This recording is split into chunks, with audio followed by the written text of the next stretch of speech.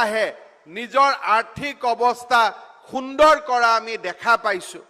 আপোনালোকে দেখা পাইছে যোৱা কিছুদিন আগতে আমাৰ প্ৰায় 26,000 ল'ৰা ছোৱালীক আমি চৰকাৰী চাকৰি দিছিলোঁ।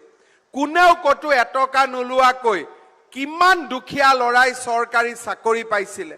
যোৱা 3 দিন আগতে আমি আকৌ পৰীক্ষাৰ ৰিজাল্ট দিছিলোঁ। অহা 23 তাৰিখে আকৌ আমি 10,000 ল'ৰা ছোৱালীক আমি একেবাৰে কোনেও টকা পইচা খাব নোৱাৰাকৈ আমি বিনামূলীয়া চাকৰি দিয়াৰ ব্যৱস্থা কৰিছোঁ। এনেকে চাওঁতে চাওঁতে অহা 6 মাহ 7 মাহৰ ভিতৰত আমি টোটেল 1 লাখ পৰিয়ালক আমি চৰকাৰী চাকৰি দিয়াৰ আমি ব্যৱস্থা কৰিম। আজি আপোনালোকে দেখিছে যে অসমত কি ধৰণে অসমৰ পৰিৱেশবিলাক লাহে লাহে আমি বদলাই আনিছোঁ।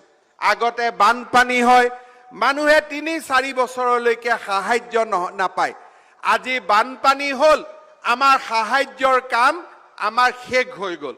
এতিয়া মাত্ৰ মথাউৰি ৰাস্তাবিলাক নতুনকৈ নিৰ্মাণ কৰিব লাগে।